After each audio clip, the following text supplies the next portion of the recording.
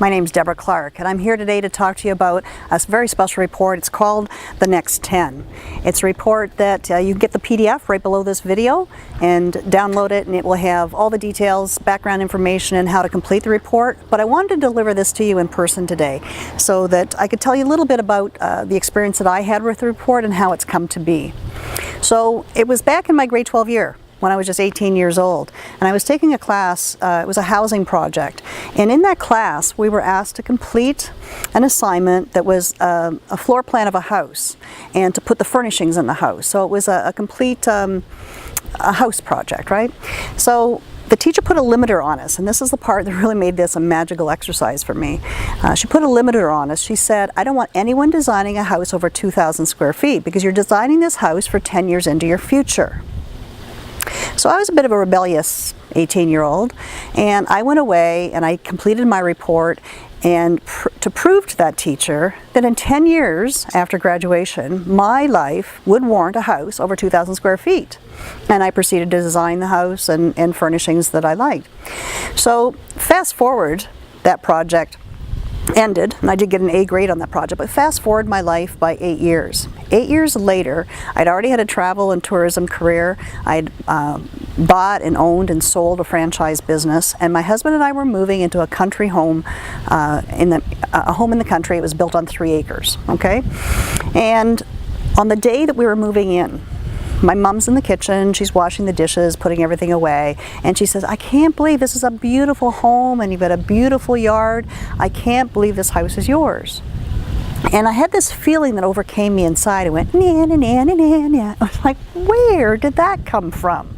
And it wasn't until quite a bit later, when I started reflecting on those feelings and the pride that we had living in that home and what I'd accomplished so far in the first 8 years of my career, that I realized it was that letter. That assignment that I did for my teacher 8 years prior had set the parameters of how my life would unfold. So I went and I dug up. It was packed away. I hadn't looked at it for 8 years, obviously, and it was packed away in some school books.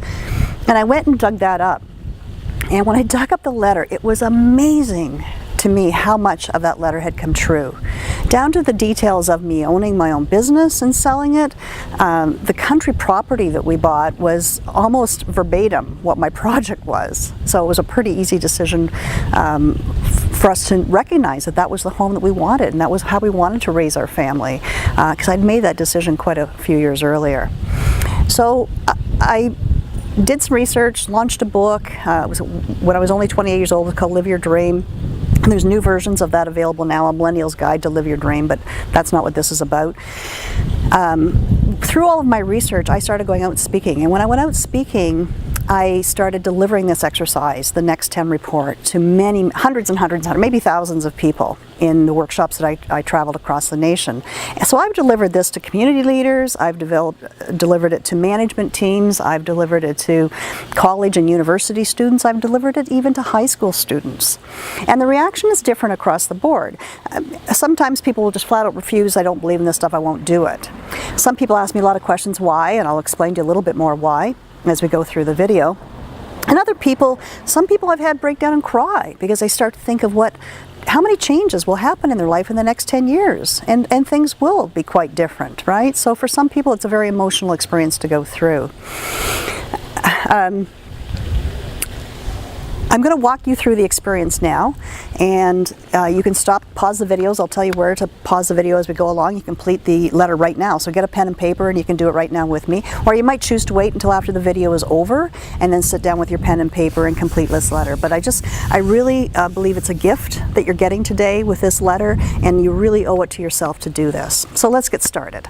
So you're going to start the letter. First part's very easy. It's today's date, so the month, the day, and today's date becomes 10 years into the future. Use today's month, today's day, but the year's 10 years into the future. So that's how you start this. Then the next piece is your address. Now I've had a lot of people challenge me on this and say, Deb, I've got no way of knowing where I'm going to be living in 10 years. I'll say, work with me on this one, okay? There's a lot more that you know than you realize. So we're going to start with your address at a big picture. What country are you going to be living in the year 10 years into the future? If 10 years in the future is today, Where are you going to be on that day? Are you going to be in the USA? Are you going to be in Canada? Are you going to be in China? Are you going to be in India? Are you going to be in Australia? Are you going to be in the UK? You tell me where you are in the world this month and this day 10 years in the future. So that's the first in the country. Then back it up. Are you going to be in a small town? Are you going to be in a big city? Are you going to be in a rural area? So is it going to be a town or a city? You know, just make up the name of a town or a city if you like, as that part. And then let's look at the street address, because this is where it gets interesting. Is it going to be on Lakeshore Boulevard? Is it going to be on Riverside Drive? Is it going to be on Mountain View Ave? Is it going to be a condo number, suite number so-and-so, because you're in a high-rise in a big city? Okay, make up that address that you want it to be. Okay, so there's a lot more you know about where you're wanting to be 10 years into the future than you realize. So you can pause the video right here if you like, and just think a little bit more about your address and write the address. Okay, we're back. The next two parts of the letter are very easy. You're going to say, Dear, and your first name. So for me it was Dear Deborah. Okay? The second part is a subject line. And in the subject line, you're going to say, my 10-year letter to myself. And I'm videotaping this right now in 2017, so it would be my 10-year letter to myself, 2017 to 2027. So just indicate what the 10-year period is. Now your first paragraph. Now the first paragraph, you want to set the scene. All right, you want to describe how old you are, how old are the people around you, where are you right now in your life, and talk about, you know, your significant others in your life. What are they up to? Just set the scene for what life is looking like for you in that first paragraph.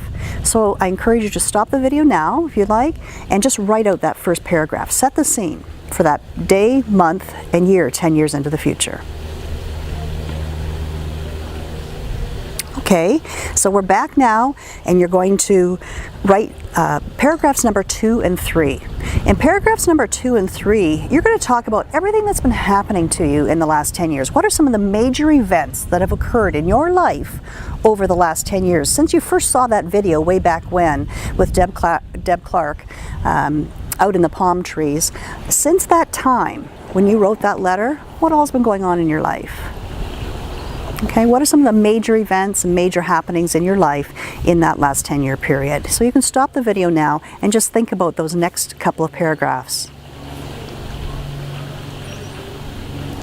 In the last paragraph, which is maybe your third paragraph, at the end of your third paragraph, I want you just to wrap up with, you know, maybe something about what you're doing actually today, which is 10 years into the future. What you're doing today might wrap up your last sentence, and say, life doesn't get any better than this.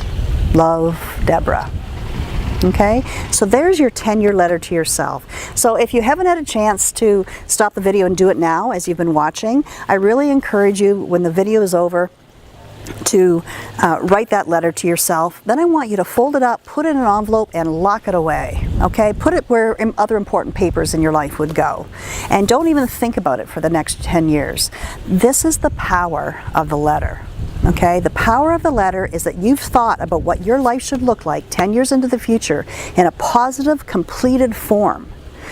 I often say to people, you know what, there's people that go through life that have a sticker on their forehead that says, hit me, kick me, beat me up.